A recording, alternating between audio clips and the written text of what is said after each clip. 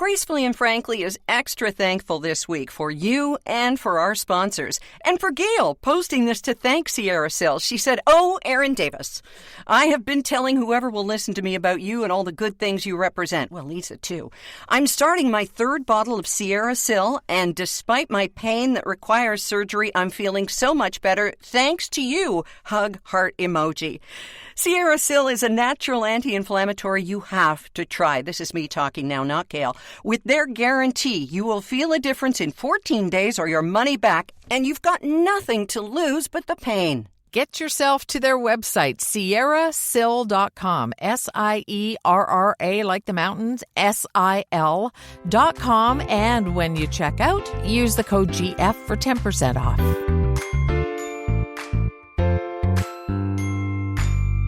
Well, hey, welcome to our extra thankful episode of Gracefully and Frankly. I'm Erin Davis. I'm Lisa Brandt, and we are grateful for so much this week. We always are, but this is kind of the blanket we're going to wrap around our shoulders this time. Oh, not a weighted blanket, not in your carry-on. I'll tell you what happened to me at Pearson. Who knew? I need my blankie. Aw, gratitude changes your brain. Keeping track of your gratitude, things you're grateful for, can actually make a change in your brain for the better. We are grateful, and we show it on Thanksgiving weekend. Hopefully you're doing it with family, loved ones.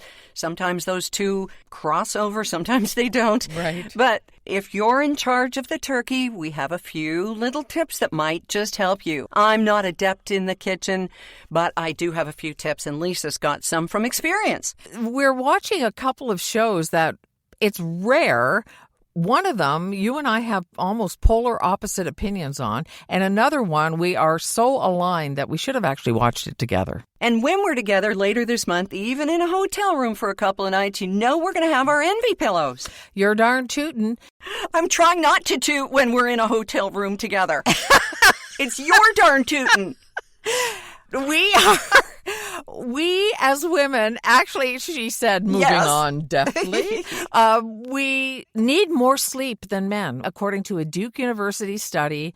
And this research was just confirmed by a new study because women's brains, as we know, we're wired differently. We're watching for all the hazards and everything that could come and take the children or whatever from years ago when we lived in caves.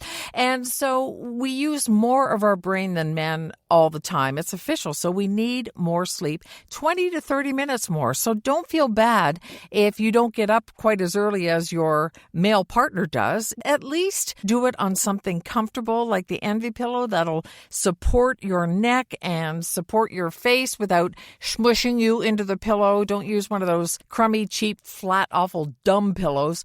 And this has been certified by Health Canada, so it's not just me talking. Go to envypillow.com, ENVY pillow.com. Use the code GF for 10% off and put your money where our heads are.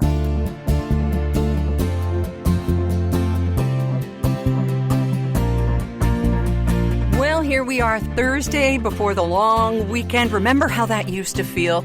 I kind of miss that feeling from working Monday to Friday, the anticipation of the Friday of a long weekend. Or do you not miss that at all? I know what you mean, but I feel like I finally understand how normal people looked at the week. You know, normal people that didn't have to get up at 2:30 or 3 o'clock in the morning, and they made plans for the evening and didn't have to watch their watch constantly. What time is it? What time did I have to get home? If I get home now, I'll get 3 hours. If I get home now, I'll get 6 hours. Yeah. So I find every day, Derek has a saying, every day is Saturday. Right. And so even the long weekend, I still look forward to it as being like a super Saturday. Yeah. I get it, though. I know exactly what you mean because it was like the beating stopped. And then, it's like, oh, God. But you know what I mean. I do. And for those who are date wonks like I am, October 14th is the latest in the year that Thanksgiving can be in Canada because it's always the second Monday of October. And this is the last one that it could be because if it's the 15th, then you've got the 15th, the 8th, and the 1st, and it's the 3rd. Yeah. Okay. Has your birthday, I mean, yours was on Tuesday, belated birthday greetings, my fellow 62-year-old queenager. Thank you. Has your birthday ever been on Thanksgiving? The year I was born was on Thanksgiving. Oh. Yes. I was teased relentlessly about interrupting Thanksgiving dinner. Yeah. And a few times through the years, my birthday did coincide with Thanksgiving a bunch of times, yeah. I'm going to guess that last year's Thanksgiving, last year's birthday were the most memorable because you were enjoying an Italian pastry in Italy, whose name I still can't say. What is it again? It's because it's just not where we normally put letters together. Sfogliatelli. Okay. Some bakeries call it lobster tail if they make it, and just incredible. And then when I found out that they had little ones, then I felt like I could have one every morning. Oh, it was amazing. Oh, but good. that's all right. That's okay. Those times are good to remember, but I don't have to repeat it. It's all right.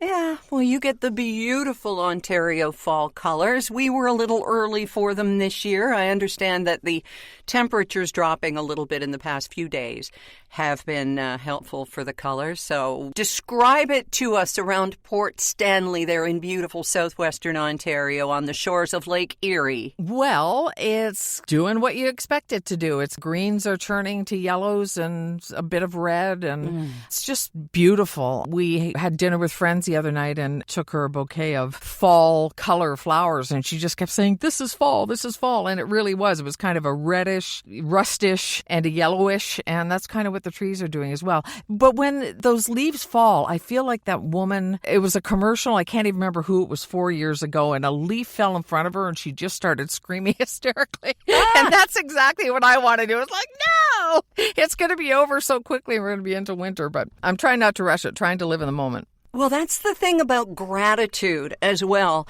We came across a study from Berkeley University about gratitude and how it actually changes your brain, and you don't even have to express it. It's not like a constant barrage of thank you cards, keeping track of your gratitude inside. There is always someone who's worse off than you.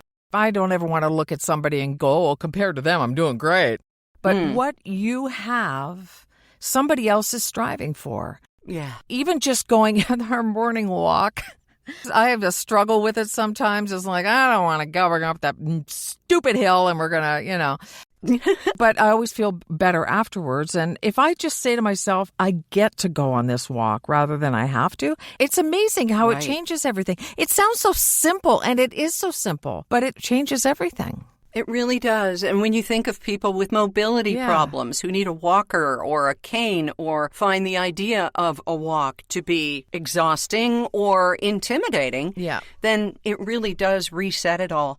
And this study involved 300 adults, mostly college students, who were seeking mental health counseling at a university.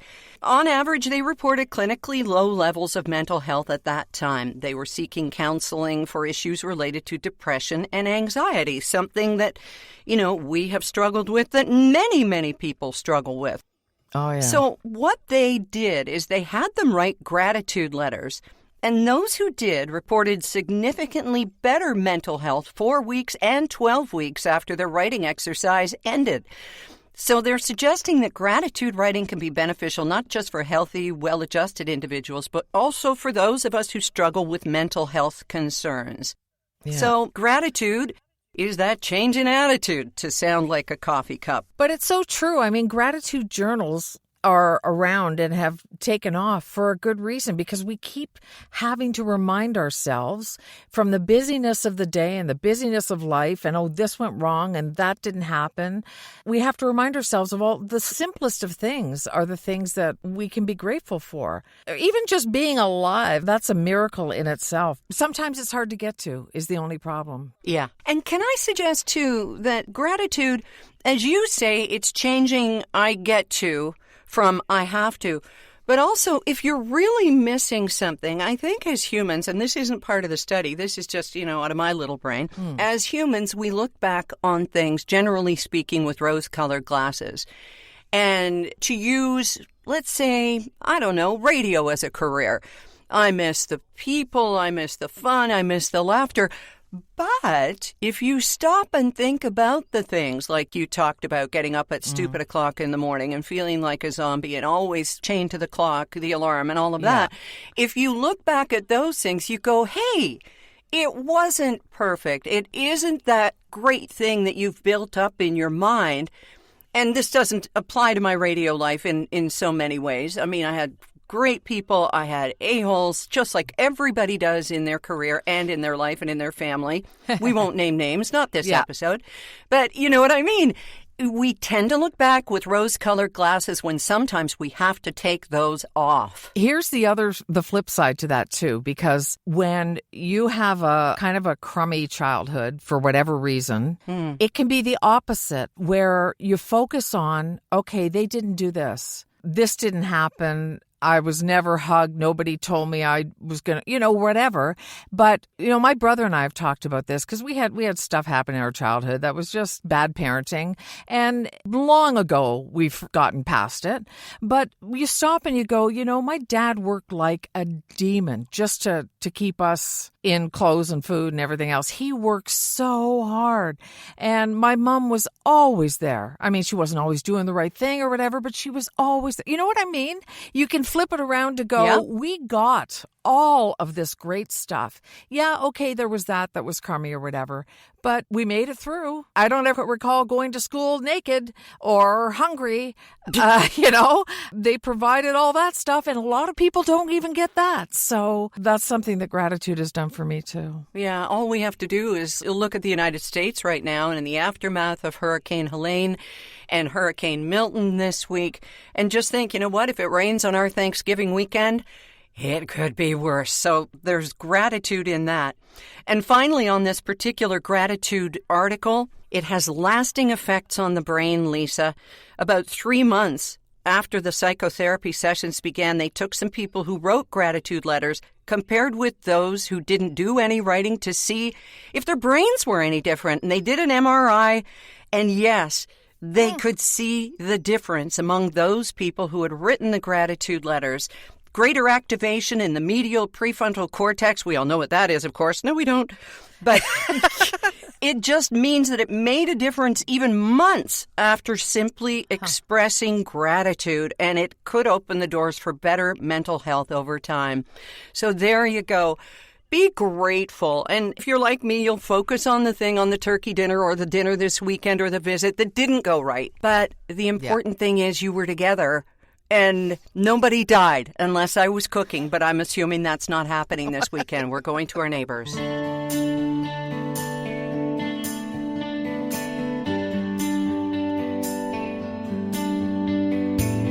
Erin, I don't know about you, but when I used to host a talk show on radio in Hamilton, every Thanksgiving, the last show I would call Butterball and have them give me their no-fail turkey tips. And it was always a fun little moment because people either seem to have a no-fail way to cook a turkey or they fail. And it never goes right. Or they're even scared to do it. I know some people that won't cook one.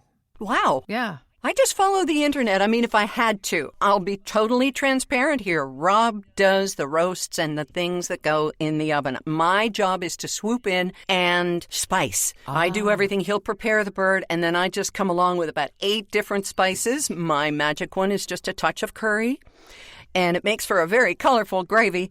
That's my job. But he has some tips. We've got some tips from foodiecrush.com. But I want to hear yours first, Lisa, because you've done this, you've spoken to experts. Enlighten us, oh kitchen guru. Well, this is, oh my goodness, no. I reject that. I will not take that responsibility. But these are things that have worked for me for my own turkeys. Mm-hmm. I tint it with foil until the last half hour, and that's when you get that nice golden color on it. But I also, right from the get-go, put bacon slices across. Nothing makes Derek happier. It gets pretty crispy. Yeah. You can crumble it in your stuffing or do whatever you want with it, or just turn your back and your husband eats it right off the turkey, whichever. Yeah. Yeah. And the other thing that I use for anything like that big, and especially poultry, is a meat thermometer. I always use. Those are just my 3 things that seem to work for me, and basting and stuff. But I don't make stuffing inside the bird, or in fact, I just use a box of stuffing because Oh, wow. It's me, my brother, and Derek. And sometimes I throw some turkey in it, or I throw whatever in there to make it a little more fancy. Does Rob make homemade stuffing? He'll buy the Paxo, or we buy the pre-stuffed frozen bird that you put in frozen. Oh, okay. You do the whole thing frozen, and then we dress up the stuffing. Here's how we do it. I loved diced kielbasa or some kind of sausage like that. Yeah. Mm-hmm. I'm a fan of pine nuts, Yep. toasted pine nuts in them. I like texture with my bread, so it's not all mushy. And his favorite tip, and this is for you, for anybody who likes cranberries but not a lot, put craisins in the dressing or the stuffing, whatever you call it. The trick is to soak it first for about an hour. He soaks it in water. I would, if I was doing it, and I don't dare, put them on low heat with a bit of chicken bouillon in it just to add to the flavor. So the craisins are in there, and you put them in the stuffing, and that way you've got your cranberries taken care of. Right. The only thing I would say about that, it's a wonderful idea, and I have done it myself, is craisins have a ton of sugar in them. So you just have to be careful about that with the diabetic in the house. Exactly. If the fruit is sticky, it's full of sugar. Yep. That's a good rule there. Brining the turkey, we have done once. Sounds good. And you can look up how to do it. It's just putting it in a big pot with salty water, sea salt, and people who know things much more than I will tell you how to do it. Do you brine your turkey? We've done it once. Yeah, I didn't like it. Why? Well, I'm really sensitive to salt because of high blood pressure. And Derek freaking loves spiral ham. And to me, it tastes like salt with a hint of ham. But anyway, I just wondered if that was something that you did or not. No, we don't. We could just, let it hang off the dock into the Pacific Ocean for a couple of days. But we might get an orca sighting. And you might get E. coli. Who knows, right? And then always let it rest. Before carving, allow the turkey to rest and reabsorb all of the juices for at least 30 minutes to an hour. Right. Well, it's had a long day, so it needs to rest. That's right. It does. And with apologies to anybody who's a vegetarian or a vegan, you know your way around all of this stuff. And we just wish you a wonderful Thanksgiving dinner. Whoever you're spending it with, whatever you're eating. We're going to the neighbors, as I mentioned. They're going to be cooking, so I think I might take my special homemade mashed potatoes, which I buy pre-made in the deli section of the store. I heat them up in a beautiful dish in the microwave. I add some whipping cream and a little bit of cream cheese and some spice, and there you go. Erin's homemade mashed potatoes takes all of about 20 minutes. Perfect. I love that kind of side dish. Have you ever made turducken? Oh, God. Turducken, is that still a thing? Well, I know my brother's made it a couple times. So it's the chicken inside a duck inside a turkey? Have I got that right? Yes, a chicken stuffed inside a duck, stuffed inside a turkey.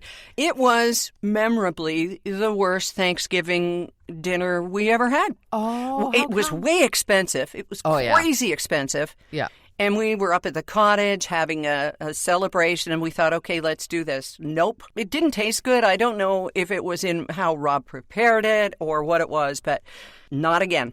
I didn't like it because I'm not a fan of duck. I walk by the water every day and I say hello to the ducks, and then I'm going to go home. I mean, I don't know any chickens personally. I've never met a turkey that I've gotten to know. But once I get to know them, I just can't eat a duck. Can't eat a lamb either. I know. We're speciesist. Yeah, that's right.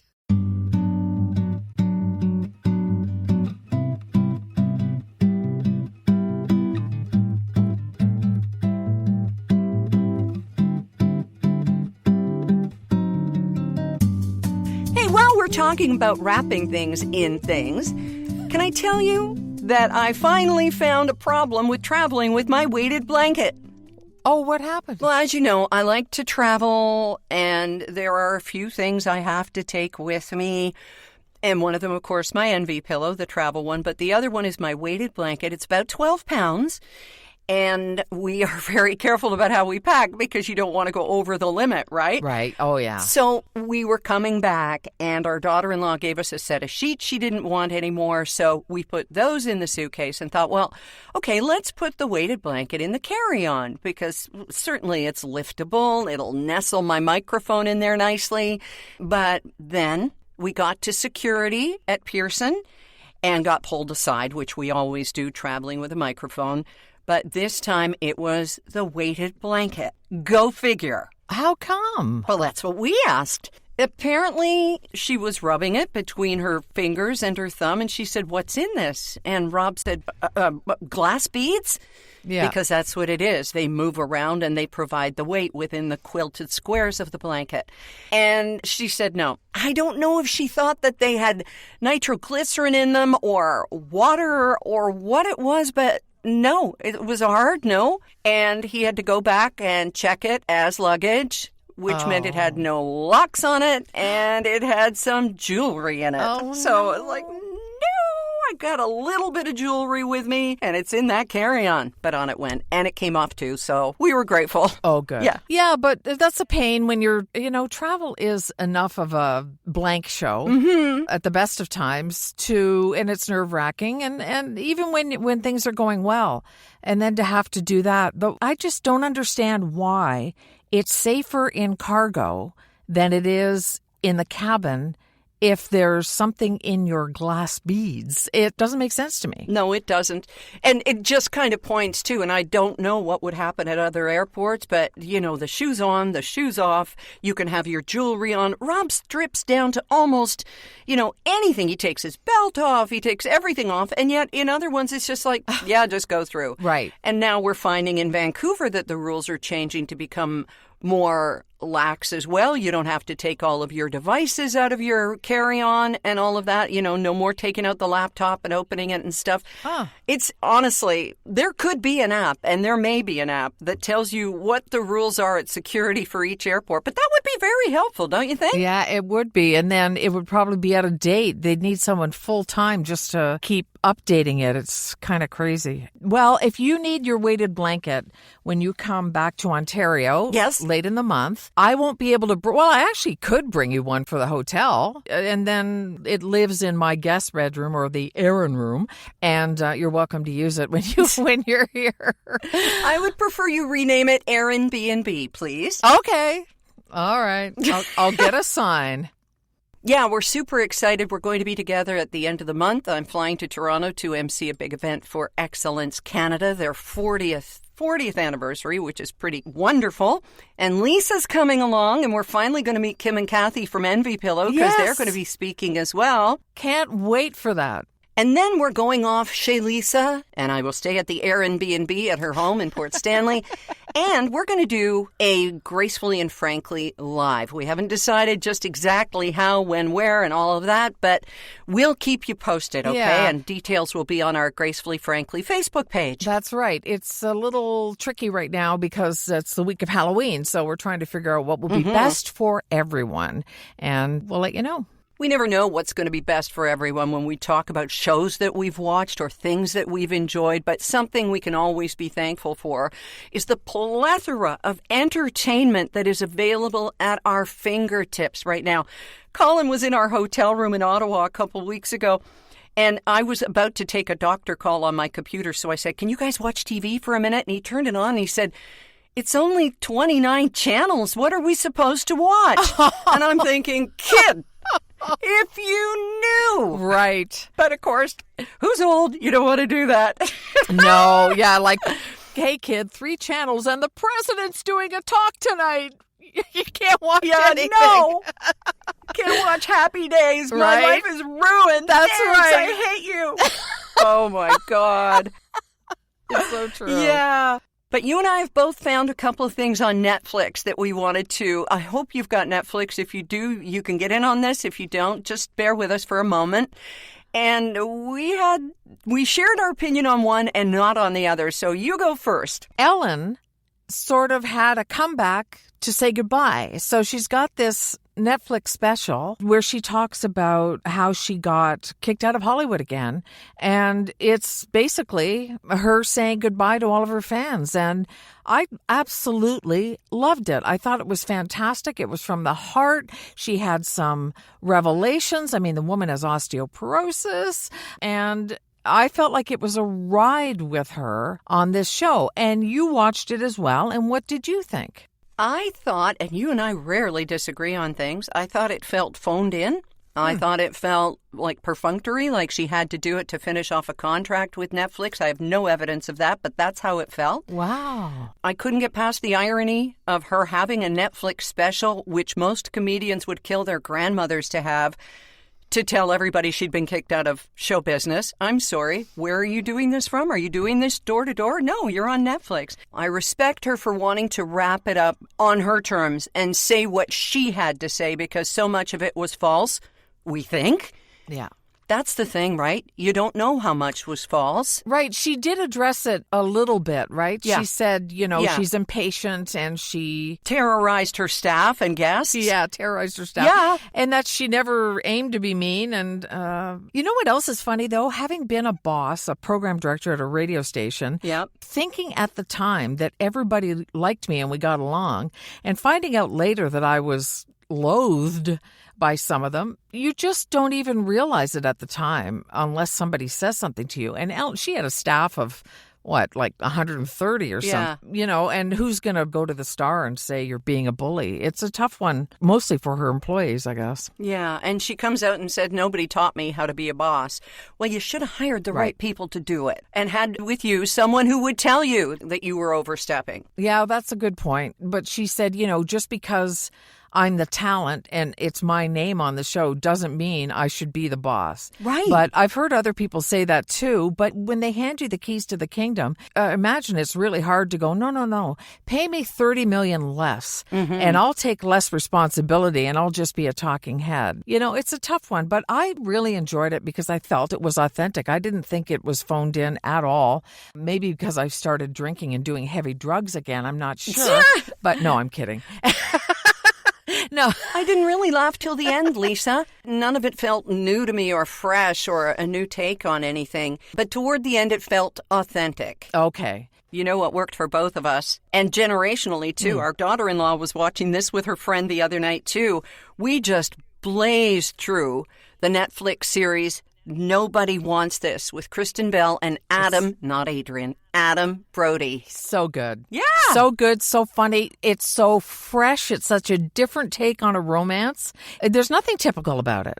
It's kind of a Bridget Loves Bernie in the 21st century. You've got this woman who has had no real lasting relationship. She does a sex podcast with her sister, and then this gorgeous hot rabbi, the kids call him, but he's a young rabbi and he's climbing the ladder and he's hoping to move up in his career, and obviously they're holding each other back, but they're madly in love. So what to do? It's kind of star-crossed lovers. The parents are all great characters. The friends are good characters. Yeah, highly recommend. 10 episodes. Have you heard if there's going to be a second season? I haven't, but I would imagine with all the buzz and great reviews, there will be. I saw the promo forever, and it wasn't until I saw a review of it. This is the romance that women want to see. It's got reality to it, and even the way the brothers talk to each other. It's how we talk to each other. We throw out a sarcastic comment about something that would never happen in the world, ever,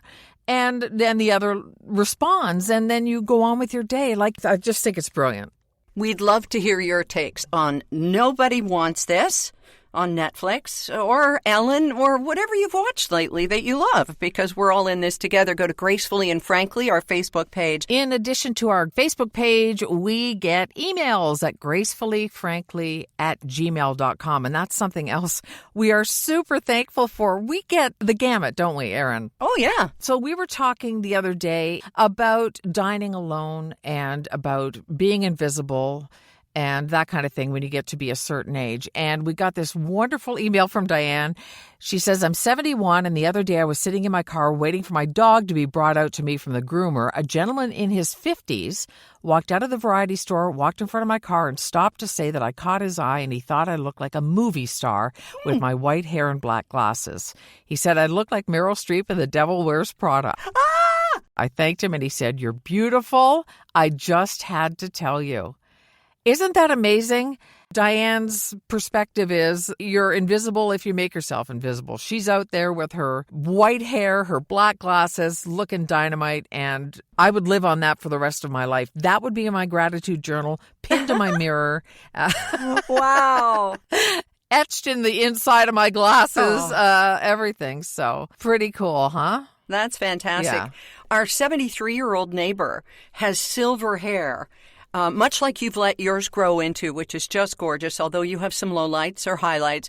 But Kath just got the tips of her silver bob ombre'd black. And man, does it ever look good. Wow, that sounds nice. It is. Yeah. It is. So, hey, if you're thinking of sprucing up your do, not yours, you look perfect.